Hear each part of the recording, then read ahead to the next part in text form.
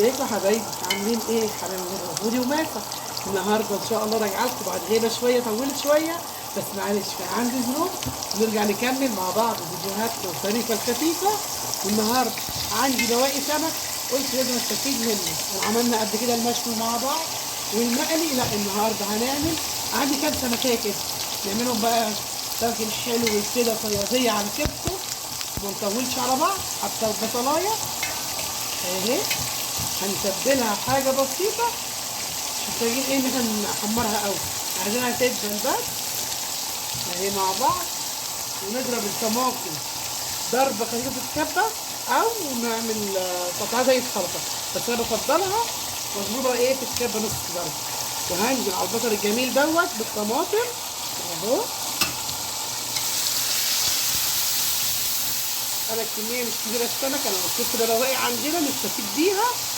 انا ما بقليش السمك كله لما نيجي نحط له اكل، بخلي يعني ايه جزء كده، احتاجته قليته ما احتاجتوش ما اعملهوش الا تاني يوم. احط له فلفل اخضر وكمون وشويه بهارات واسيبها تتكتك مع بعضها وتاكلي احلى صياديه ان شاء الله. نظبط كل الناس نحط لها شويه كمون وهقلي السمك معاكم ونرجع مع بعض. التسبيكه اتسبكت ونحطها على الطاجن بتاعنا. يلا نحمر السمك مع بعض يلا. وادي السمك اللي باقي معايا، هعملها لكم بقى صينيه صياديه تحفه. باقي عندك اي بواقي سمك شكشكيه وطماطمايه وتلاقي عاملاه وحطاه في اي صينيه في اي طاجن، صدقيني هتاكلي احلى سمك. انا كان عندي بواقي طبعا ما رميهاش، علشان انتوا شايفين الجماعه الجو الغلا برضو لازم ايه يعني نظبط شويه من حياتنا. شايفين الشكشكه بتاعت الطماطم؟ هناكل. هطلع بقى السمك اهو معاكم. اي سمك واي حاجه عندك بواقي شغالي الدنيا بيها، ما تقوليش لا ده بايت، لا ده مش عارفه ايه. واهم شيء نصلي على الرسول ونقول اللهم صل وسلم وبارك عليك يا حبيبي يا رسول الله صلى الله عليه وسلم. بيملى يومنا بركه. اي حاجه عندك رز استخدميه، شايفين رز بكام؟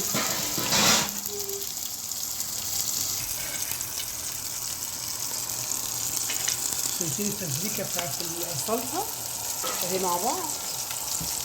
انا مخليها فيها حته طماطم اهي، شايفين؟ نقطع عليها قرن فلفل حامي. انت ده حسب الرغبه برضه، لما بنقول في الشطه والملح حسب الرغبه. يعني كده عملنا السمك المشوي مع بعض وعملنا المقلي مع بعض. كل ما بعمل حاجه بنزلها لكم. والنهارده كان عندي بواقي سمك، قلت لا انا هعملها صينيه صياديه وانزلها لحبايبي. مشيتها على الجرس وتعملي اللايك بتاعك الجميل اللي بيسعدني ونقول ايه بقى علشان كل جديد يوصلك مني مضغوطي وماسك. عشان اهو نبتدي بقى ننزل بالتسبيكه القمر دي. شايفين تسبيكه وحياه ربنا قمر اهي.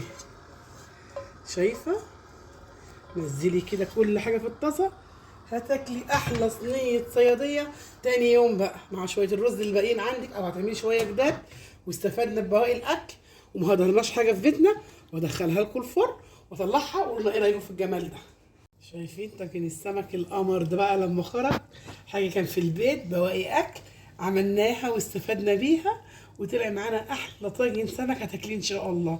اي حاجه في بيتك باقيه اوعي ترميها، وفي سجن روحي حطاها واعمليها وتغدي بيها. ده ما شاء الله عليها. شايفين؟ والله ده كان يعني حاجه ما تتذكرش. قلت لا وما نقولش ياكلوها بايته تاني عشانها مقليه او متحمره زي ما احنا عملناها، لا ده انا عملتها في طاجن وهيتاكل وتغمزيها بالعيش او مع شويه رز كده حلوين. هو الاكل بتاعت السمك بتاعتك شايفه شكلها عامل ازاي؟ ما شاء الله تبارك الله. دايما دايما نملى بيتنا بركه بذكر الرسول زي ما قلنا. واقول لكم ايه يا حبايبي، فيديو جديد وارجع لكم بحاجات جديده تعجبكم. والسلام عليكم ورحمه الله وبركاته.